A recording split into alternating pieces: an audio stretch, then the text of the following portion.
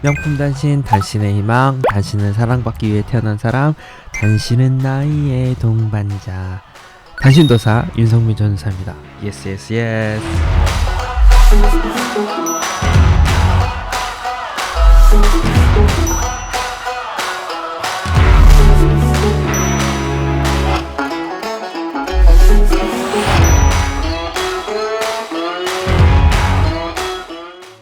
오늘은 광야 19번째 시간입니다. 마태복음 8장 14절에서 23절의 말씀을 통해서 우리 말씀을 함께 살펴보도록 할 텐데요. 오늘의 말씀도 캡틴 초이와 함께 읽어보도록 하겠습니다. 캡틴 초이.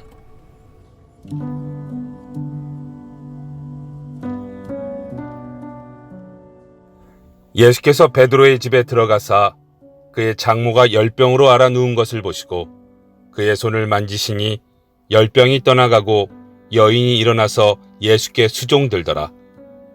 저물매 사람들이 귀신 들린 자를 많이 데리고 예수께 오거늘 예수께서 말씀으로 귀신들을 쫓아내시고 병든 자들을 다 고치시니 이는 선지자 이사야를 통하여 하신 말씀에 우리의 연약한 것을 친히 담당하시고 병을 짊어지셨도다 함을 이루려 하심이더라. 예수께서 무리가 자기를 애워싸는 것을 보시고 건너편으로 가기를 명하시니라. 한 서기관이 나와 예수께 아뢰되 선생님이여, 어디로 가시든지 저는 따르리이다. 예수께서 이르시되 여우도 굴이 있고 공중의 새도 거처가 있으되 인자는 머리 둘 곳이 없다 하시더라. 제자 중에 또 한 사람이 이르되 주여, 내가 먼저 가서 내 아버지를 장사하게 허락하옵소서. 예수께서 이르시되 죽은 자들이 그들의 죽은 자들을 장사하게 하고 너는 나를 따르라 하시니라.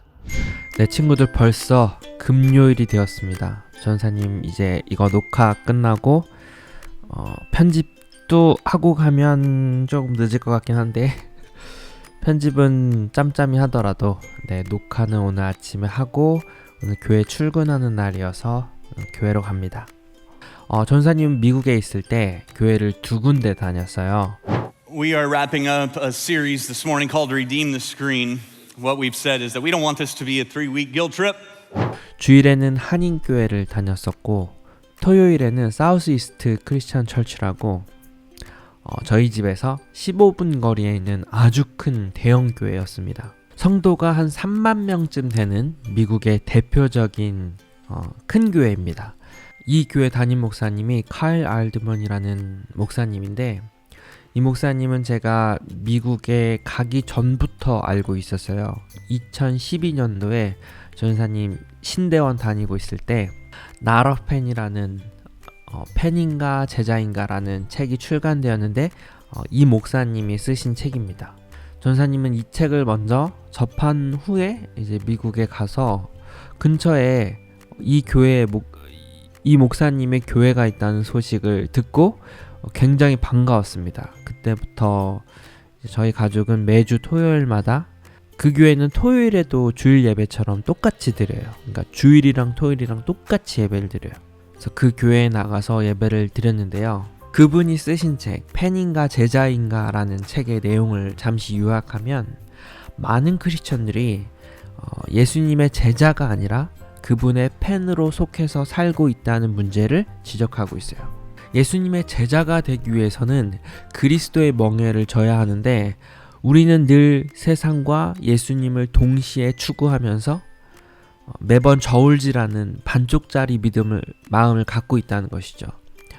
예수님은 오늘 우리를 자신의 팬이 아닌 제자로 부르시는데 제자로서의 삶은 예수님 앞에 자신의 삶을 전부 내려놓고 오직 그분만을 따르는 것이 제자의 삶인데 그렇게 살아가지 못한다라는 것을 지적하고 있는 것이죠.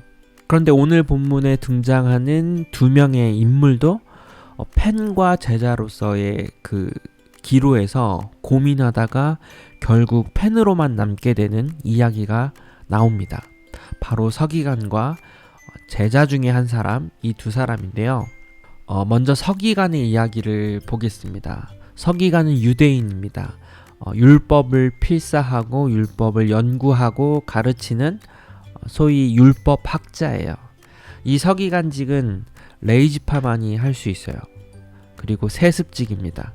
대부분의 유대인들은 어려서부터 율법을 배우는데요. 만약 아빠가 서기관이면 이 아이는 태어날 때부터 자신의 일생이 정해지는 거죠.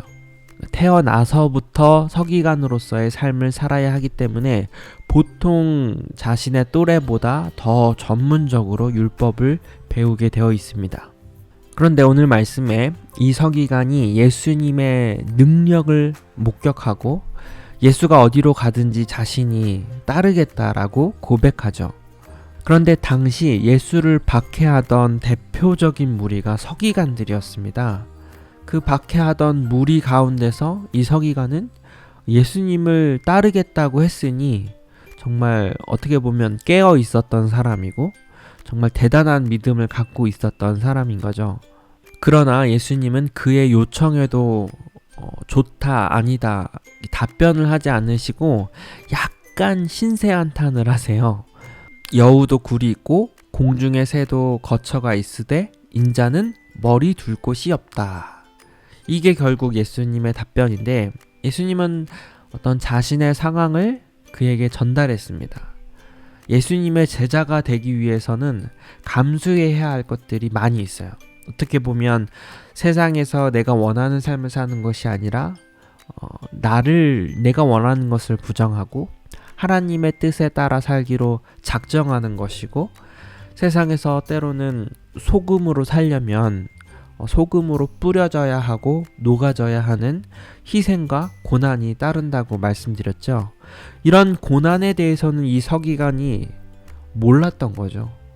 그는 단순히 예수님의 그 능력만을 보고 제자가 되면 저 사람을 따르면 내가 이 메시아를 따르면 내 삶이 좀 더 나아지겠지. 아니, 내 인생 대박 날 거야. 이런 생각을 갖고 있었던 것이죠. 예수님은 이 서기관의 이런 생각을 아셨기 때문에 서기관의 요청에 어떤 긍정도 부정도 하지 않으시고 예수를 따르는 자에게 임할 고난에 대해서 말씀하셨던 것입니다.